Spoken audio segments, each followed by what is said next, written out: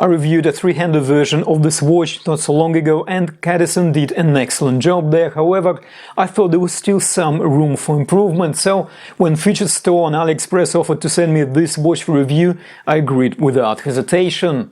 So, is this watch much of a muchness, just with a different movement, or did CADISEN not only produce an interesting chronograph version, but also an overall better timepiece? Well, in this video, we'll find out.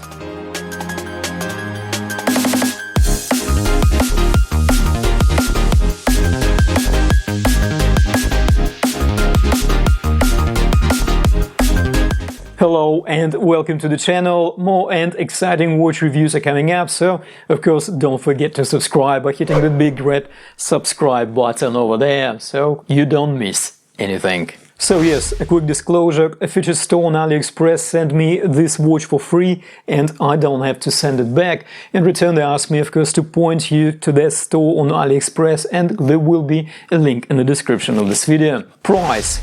This CADISEN watch is priced quite competitively and is available for around $85 US. However, during sales, this watch can be found for close to $70 US. As I just mentioned, there will be a link in the description, so do check it out. Packaging. Well, we have usual CADISEN packaging, a robust box with a lot of cushioning, the branded cloth, warranty card, user manual and a tool to adjust the bracelet, and of course the watch. Packaging is fit for purpose in my opinion, not too fancy, yet I think it is elegant enough if you plan this watch as a gift. Dimensions. The case measures just under 42 mm from 9 to 3 o'clock, definitely not a small watch. The fixed bezel is about 40.5 mm across. We have an integrated bracelet here, which makes measuring the lugs somewhat challenging, but as long as we're measuring, we have 20 mm spring bar openings here.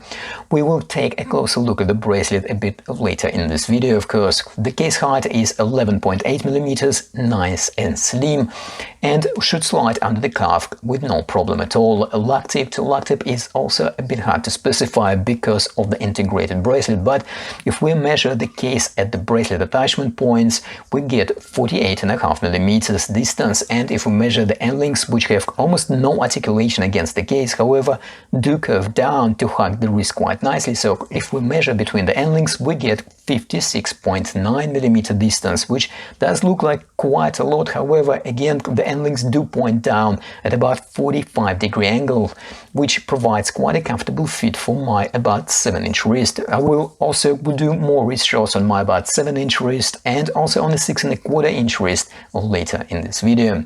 The supplied stainless steel bracelet tapers down from about 27 mm at the case all the way down to about 18 mm at the clasp. We have a signed butterfly-style double pusher clasp here. The full-length bracelet should cover about 8.25-inch wrist or about 21 cm.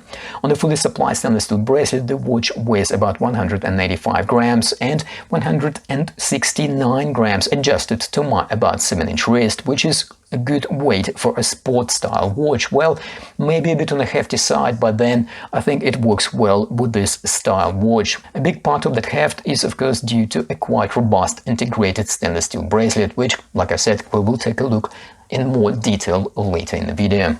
Dial. The same as on a three-handed version, CADISEN tried and quite successfully mimicked the tapisserie dial pattern from Audemars Piguet Royal Oak dial. This CADISEN is available in few colorways. The one we have here is a bunda style, so to speak. There is a metallic silver sheen on the dial, which gives it a nice premium look. We have a printed mini chaptering running along the perimeter of the dial. We have applied our indices, a date window between 4 and 5 o'clock. I like how clean is the date window cut out, and also the thin subtle frame around it. I also like the white background of the date. The date window does not disturb the balance of the dial layout and even kind of makes you forget it is even there. However, of course, it is available when you need to check what date it is. We have 3 subdials, with the subdial at 6 o'clock of a slightly smaller size to the 9 and 3 o'clock subdials. We will look at the functionality of the subdials in a moment when we talk about the movement. The subdials also have a subtle sunburst effect. The pencil-style hour and minute hands are filled with lume, and we have an elegant long second hand. We have an applied CADISEN logo and brand name at 12 o'clock, and a very subtle reminder below the 6 o'clock marker that this CADISEN uses a Japanese movement. We of course have a Seiko VK63 meca-quartz movement here. In general, I like the dial and the overall execution. I think it is done very well, and when it comes to quality control, I could not spot any issues. Well, not with naked eye anyway. Everything on the dial is aligned very well and is well applied. And I think this is quite an important factor, taking into account the price point of this watch. And not to forget, we also have lume on our indices and minute and hour hands. Lume is uniformly applied, however, not as strong as we would see on some dive watches, but taking into account the price point of this watch again and the fact that this is not a dive watch, I think the lume is quite sufficient. Crystal. We have a flat sapphire crystal here. It sits almost flush or maybe ever so slightly proud of the fixed bezel. CADISEN doesn't mention anything about an AR coating here, and I don't see any evidence of any anti-reflective coating applied either. I personally think this watch could have benefited from some AR, however, it is not a deal breaker, well, not for me at the current price point. Moving on to the case, well, as with the three-handed version of this watch, I really like the case. It has a full stainless steel construction, and in design it stays true to the overall integrated bracelet aesthetics. However, it does have some interesting original detailing different from the actual Royal Oak watch. I like the combination of mirror polish bases with somewhat coarse brushing. Also, I'm pleased to report that compared to the three-hand version of this watch that I reviewed a few months ago, the case on this one has more refined finish. It does look somewhat similar, however, gone are the sharp edges and transitions between the flanks and bevels. The case feels more refined. We have a fixed bezel which also has a combination of brushing and mirror polish bevels and sides. We have a nut-style signed screw-down crown. The crown is surrounded by well-finished crown guards. And we have a chronometer pushers, which also made in the style of a nut like the crown. However, something to note, while the crown is a screw down, the pushers surroundings are not. The nuts around the pushers have a dual purpose, and decorative of course to look similar to the crown, and as pushers protective guards. And just in case you're wondering, on the actual Audemars Piguet Royal Oak chronograph, the nuts on the pushers are not screwed down either, while the crown actually is. We have a brushed back of the case and a screw-on back case with logo, branding and some specifications. Looks like with the screw-on back case and screw-down crown, CADISEN declares a 100 meters of water resistance on this watch, which in theory makes it suitable even for swimming. Of course, if you don't operate chronograph pushers in the water. But in general, as you probably know already, I tend to keep my chronographs as far from the water as possible. Movement. So we have Seiko meca-quartz movement here. This is a reliable and dependable chronograph movement from Seiko, which provides us with the best of both quartz and mechanical worlds, so to speak.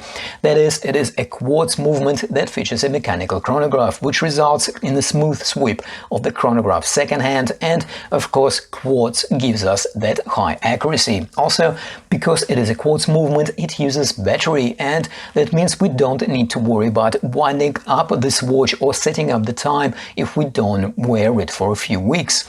As long as the battery is okay, this watch should be running. So we have three subdials here. The subdial at 6 o'clock is a running second hand. The subdial at 3 o'clock is the running 24-hour indicator, showing us what time of day it is on the 24-hour scale. Then we have a big chronograph second hand, which runs when we activate the chronograph. And then we have a chronograph minute accumulator subdial at 9 o'clock, which runs up to 60 minutes. So we can time events up to 60 minutes on this chronograph. Bracelet. Similar to the case, the bracelet on this watch has somewhat better finishing than the three-hander version of this watch that I reviewed in the past.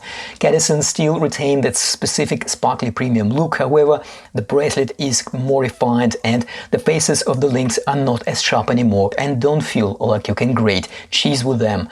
CADISEN used pins rather than screws to keep the links together, which is fine at this price point. The pins need to be pushed on this side where they are a bit deeper and should come out on the other side of the bracelet where we can see a hardly visible split end of the pins. The stainless steel bracelet is brushed and the inner sides of the links are well machined as well to make the bracelet more comfortable on the wrist and to reduce the chance of any hair pulling. And we have a signed butterfly clasp. It is a simple, robust and functional milled double pusher clasp, so no complaints here. Well, and just before we get into the conclusion of this review, if you find this video useful, do give us a like. It is, of course, absolutely free. There is very little I can fault this watch on, to be quite honest. Of course, there is no such a thing as perfect watch, so there are a couple of points that I would like to mention. On the bracelet, for example, we don't have any half links, which of course reduces our flexibility to adjust the bracelet exactly to the wrist, so it would be good to see some half links added to this bracelet in the future. Also, maybe a touch of anti-reflective coating on the sapphire crystal would be beneficial. As I mentioned earlier, the dial with all the sharp, shiny facets looks sharp and premium, however, at the same time, it could be a bit dazzling in the bright sunlight. So a touch of anti-reflective coating would help the legibility somewhat. As for positives, well, the overall quality of the execution, the use of premium materials like sapphire crystal and overall stainless steel construction, and use of Seiko meca-quartz movement makes it very hard not to recommend this watch, especially taking into account its price point. So, if this watch type is what you're after, do check it out. And of course, if you find this review helpful, do smash that like button, and of course, subscribe if you haven't already done so. And as always, thank you for watching, take care, and I will see you in the next one.